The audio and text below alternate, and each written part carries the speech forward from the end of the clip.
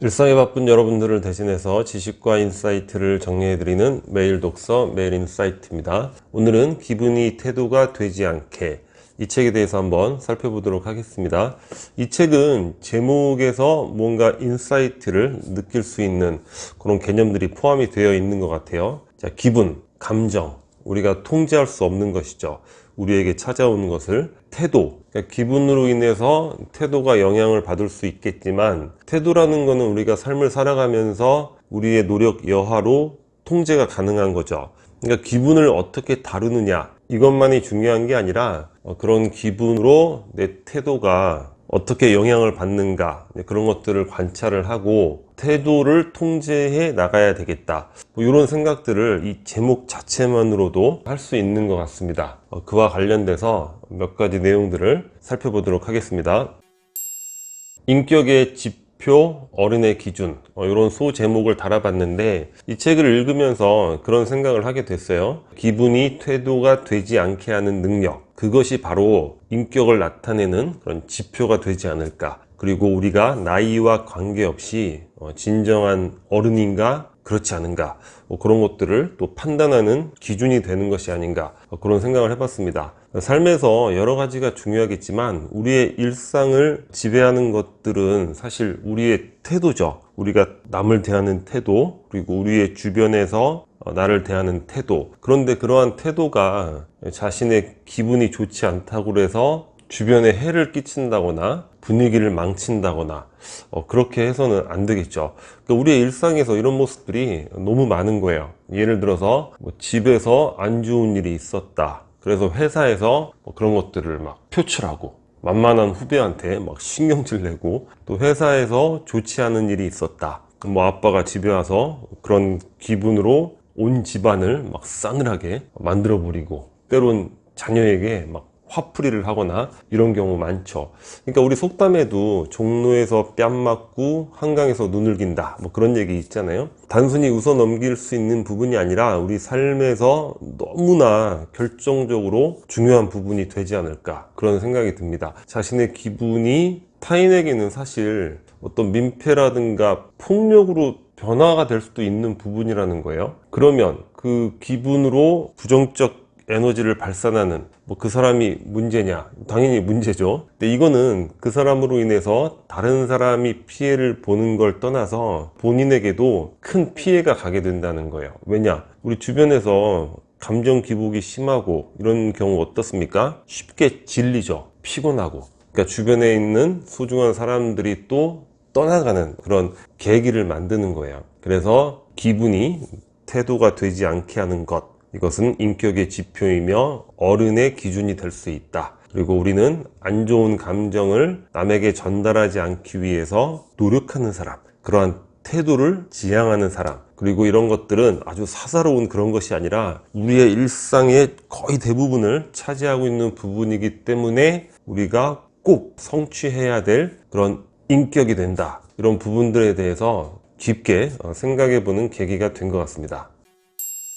사실 인간관계를 다루고 있는 책들 너무 많아서 사실 이 책에 나온 내용들 대부분도 기존에 또 반복해서 다뤘던 내용도 많이 있는 것 같아요. 근데 이 부분은 이 책에서만 느끼게 됐던 부분인 것 같습니다. 뭐냐? 좋은 태도는 체력에서 나온다. 우리는 기분, 감정, 이런 것들을 어떤 정신적인 영역에 국한해서 생각을 하잖아요.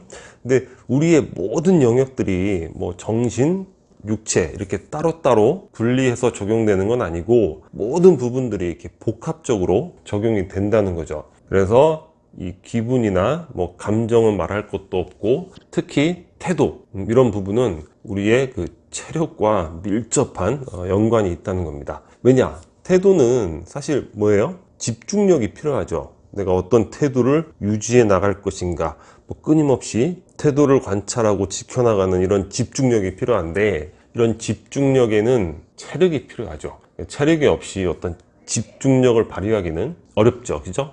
그러니까 여러분들이 기분이나 감정이 안 좋을 때, 또는 그런 것들로 인해서 여러분들이 태도를 통제하지 못하고 미숙한 태도들이 발산될 때, 이럴 때는 꼭 한번 이런 질문을 던져보라는 거야. 체력 상태에 대해서. 밥은 제대로 챙겨 먹었나? 우리 잘 모르지만 배가 고프면 이게 또 그걸로 인해서 또 짜증이 나는 경우가 많이 있죠. 잠은 제대로 잤나? 잠을 제대로 못 자면 사실 집중력이 약화되잖아요. 그러니까 어떤 좋은 태도를 유지하기가 쉽지 않죠. 그리고 운동은 좀 하고 있는가?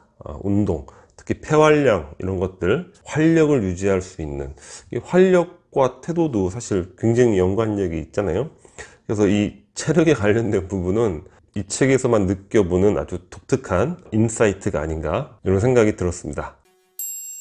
인간관계의 다양한 팁 중에 한 가지인데, 실망감이라는 관점에서 한번 살펴보겠습니다. 인간관계 여러 가지가 많이 힘들지만 또 이 실망, 이런 감정을 잘 다뤄야지만 우리가 인간관계를 또 힘들이지 않게 할 수 있을 것 같아요. 일단 두 가지인데 뭐냐면, 사람에게 덜 기대할 것. 그러니까 우리가 기대를 많이 하게 되면 실망이 커지잖아요. 그런 것 자체가 또 관계를 힘들게 하는 요소가 되는 거죠. 똑같은 얘기긴 한데, 내가 준 만큼 똑같이 받으려고 욕심내지 않을 것. 그러니까 실망에 대한 일종의 그 심리적 트릭을 가지라는 얘기죠. 아예 기대를 하지 마라. 기대를 하지 않으면 실망을 하는 경우도 적을 것이며, 오히려 좋은 반응이 나왔을 때 더 기뻐할 수도 있다. 이런 개념이 되겠죠. 우리 예전에 카네기 성공론에서 살펴봤는데, 예수도 10명의 나병 환자를 치료했지만 그 중에 한 명만이 감사를 표했다는 거예요. 그 예수님도 10분의 1의 감사밖에 못 받았는데, 우리가 늘 좋은 행동 한다고 해서 그만큼의 또 화답이 올 것이다, 이런 것들을 기대하면 안 되지 않은가. 그게 이제 카네기의 주장인데, 굉장히 깊은 공감이 갔던 그런 기억이 있습니다. 우리 실망감에 대한 심리적 트릭, 그런 것들 한번 참고해 볼 만하지 않을까. 삶을 망치는 것은 사사로운 것. 이 내용은 이 책 속에 나와 있는 내용은 아닌데 그냥 더불어서 비슷한 내용인 것 같아서 한번 첨가를 해봤어요. 그러니까 큰 고난과 이제 사사로운 짜증 이런 부분이 있단 말이죠. 근데 큰 고난이라는 거는 오히려 우리의 태도를 더 강화시켜주는 그런 경향이 있죠. 도전적인 이런 태도를 만들게 되고 오히려 더 큰 인간으로 성장할 수 있는 그런 계기가 되는 경우가 많죠. 여러 사례라든가 문학 작품이나 그런 속에서 이제 볼 수 있는데, 사실 삶을 망치는 거는 이런 큰 고난이 아니라 사사로운 짜증이라는 거죠. 일상에서의 사사로운 짜증이 삶의 밑둥을 서서히 침식해 가면서 종국에는 자신과 주변인의 삶, 모든 것들을 망치게 된다는 거예요. 그래서 개인적으로 인간관계에서 중요한 원칙 중에 하나가, 이 짜증이 심한 사람은 반드시 멀리하라. 이런 부분들 나름 참고해서 적용해 보시면 도움이 되지 않을까, 그런 생각이 듭니다. 마지막으로 마라에게 차를 대접하라. 이 부분도 이 책 속의 내용은 아닌데 우리 예전에 몇 번 살펴봤던 내용이에요. 이런 내용 나올 때마다 지금 한 2번이나 3번째 다루고 있는데, 읽을 때마다 또 느낌이 새로운 것 같아요. 우리가 이제 기분이라든가 감정 이런 것들에 대해서 생각할 때 이 글이 상당히 도움이 되지 않나, 그런 생각이 듭니다. 마라에게 차를 대접하라. 굉장히 유명한 현대 명상가죠. 타라 브렉의 한 말인데, 마라란 얘기는 불교 용어인데 우리의 수행을 방해하는 악한 그런 의미로 보시면 될 거예요. 인간의 삶은 여인숙이고 매일 새로운 여행자가 찾아온다는 거예요. 마라, 악한이죠. 악한. 기쁨, 슬픔, 비열함, 어두운 생각, 수치스러움, 원한, 이런 것들. 하지만 이런 모든 것들을 환영하고 환대하라는 거죠. 웃음으로 맞이하고 안으로 초대하라. 이러한 그 마라라고 칭할 수 있는 감정들은 우리가 그 근원을 통제할 수 있는 그런 부분이 아니라 항상 삶 자체에는